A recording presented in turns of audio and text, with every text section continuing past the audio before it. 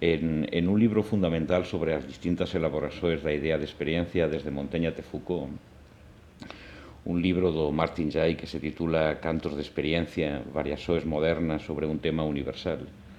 É un libro que toma como ponto de partida a célebre afirmación de Gadamer de que o termo experiencia é un dos máis oscuros que posuímos. O Martin Jay diz que a realidade da experiencia é vaga, que a idea de experiencia é confusa, mas que a pesar diso moitos pensadores de diversas épocas e tradicións se sentiran compelidos a se ocupar dese termo problemático. Além do máis, diz Jay, o fixeran con unha intensidade que raras veces acompaña a tentativa de definir e explicar un conceito. E iso acontece, insiste, porque experiencia é un significante susceptível de desencadear profundas emocións en quen le confere un lugar de privilexio en seu pensamento. Non existe entón na tradición unha idea de experiencia ou unha serie recoñecível de ideas de experiencia.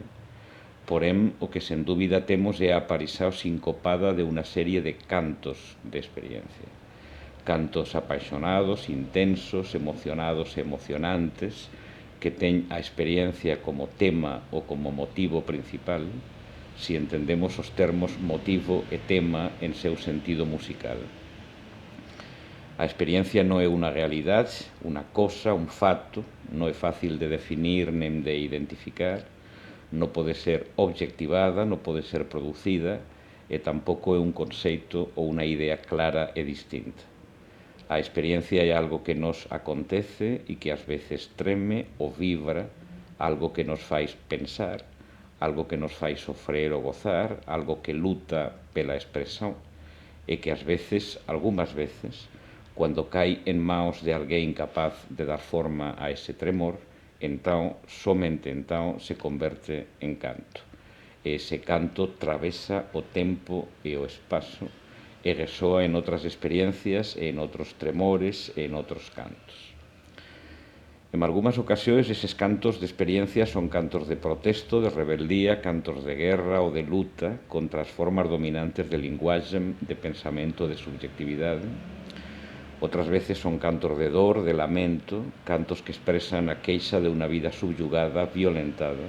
de unha potencia de vida enjaulada, de unha posibilidade presa ou acorrentada. Outras son cantos elegíacos, fúnebres, cantos de despedida, de ausencia ou de perda. E ás veces son cantos épicos, aventureiros, cantos de viaxantes e de exploradores, deses que van sempre máis além do coñecido, máis além do seguro e do garantido,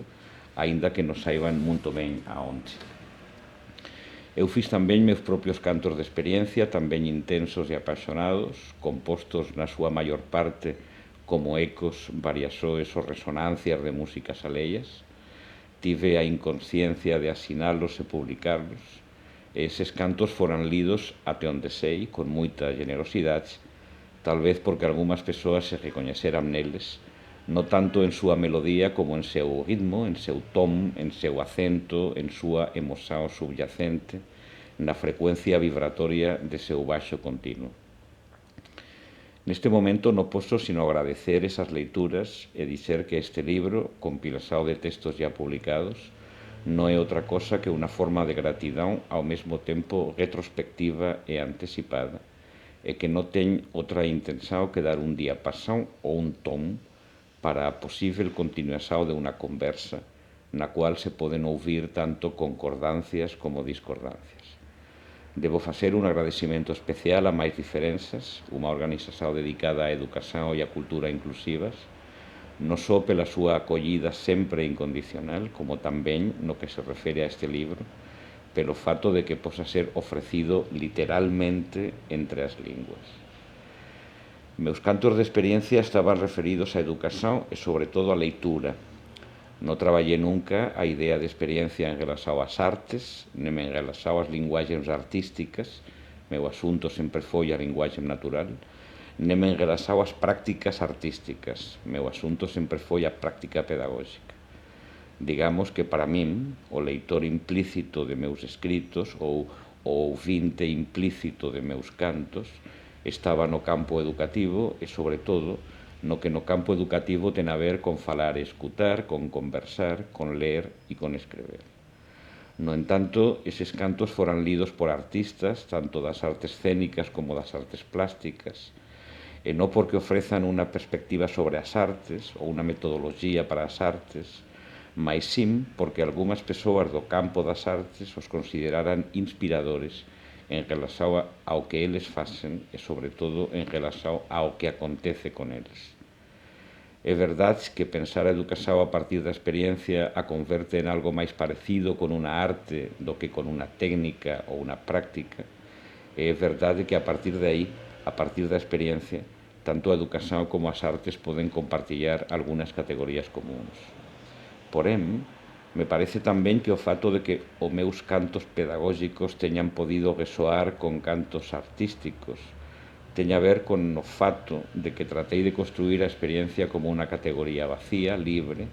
como unha especie de oco ou de intervalo, como unha especie de interrupción ou de quebra ou de sorpresa, como unha especie de ponto cego, como iso que nos acontece cando non sabemos o que nos acontece, e sobre todo como iso que embora nos empeñemos non pode facer con que nos aconteza, porque non depende de nós, nem de noso saber, nem de noso poder, nem de nosa vontade. Penso que se a educación non quere estar ao servizo do que existe, ten que se organizar en torno de unha categoría libre, no sistemática, no intencional, inasimilável. En torno de unha categoría, podríamos dizer, que non posa ser apropiada por ninguna lógica operativa ou funcional. Ás veces é a categoría de natalidade ou de comezo, ás veces é a categoría de liberdade ou de emancipación, ás veces é a categoría de diferenza ou de alteridade ou de acontecimento, ás veces é a categoría de abertura ou de catástrofe. En cualquier caso, unha categoría que teña a ver con o non saber, o non poder, con o non querer. E penso que nas artes acontece algo parecido. Tanto si pensamos na criación, e a criación é ela mesma unha categoría libre, quer dizer un misterio, cuanto si pensamos na recepción, a través, por exemplo, das diferentes elaboracións dunha experiencia estética, trátase sempre de algo que non se pode definir nem tornar operativo, mais sim que de alguna maneira só se pode cantar. Algo no que facemos e no que nos acontece, tanto nas artes como na educación, que non sabemos moito ben o que é, mas que é algo sobre o que temos vontade de falar e de continuar falando,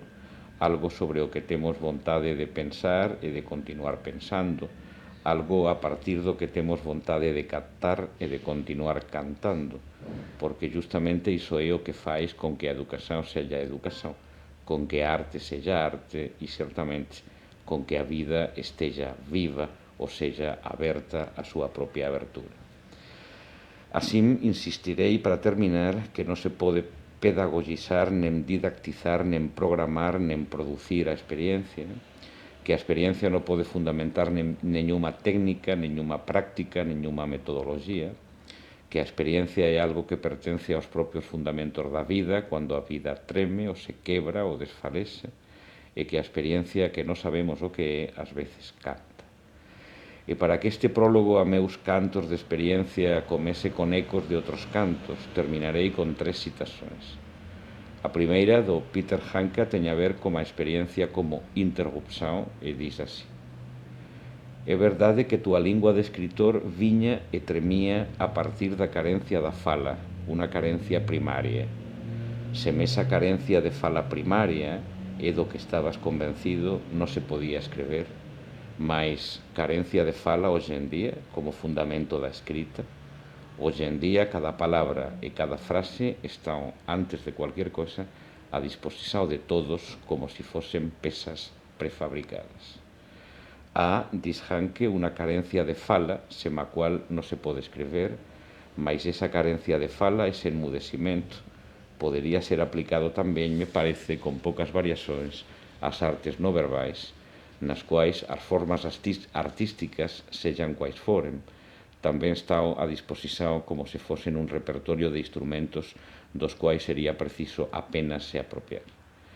A segunda citación de Georges Bataille é sobre o carácter intransitivo da experiencia, ou, en outras palabras, sobre o seu carácter salvaxe, autotélico e non regulado, e diz así: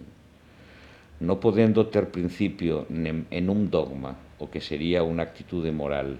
nem na ciencia, o saber non pode ser a finalidade nem a origen, nem tamén na busca de estados enriquecedores, o que sería unha actitude estética ou experimental. A experiencia interior non pode ter outra preocupación nem outro fin que ela mesma. A experiencia, dis Bataille, non nos fais mellores, ao menos no sentido da moral dogmática, non nos fais máis sabios, ao menos no sentido do saber científico, e sobre todo non nos fais máis ricos, ao menos a partir dese enriquecimento que prometería o actual mercado de experiencias que entende o suxeito como consumidor. E a última frase será unha frase metodológica de John Case que diz así: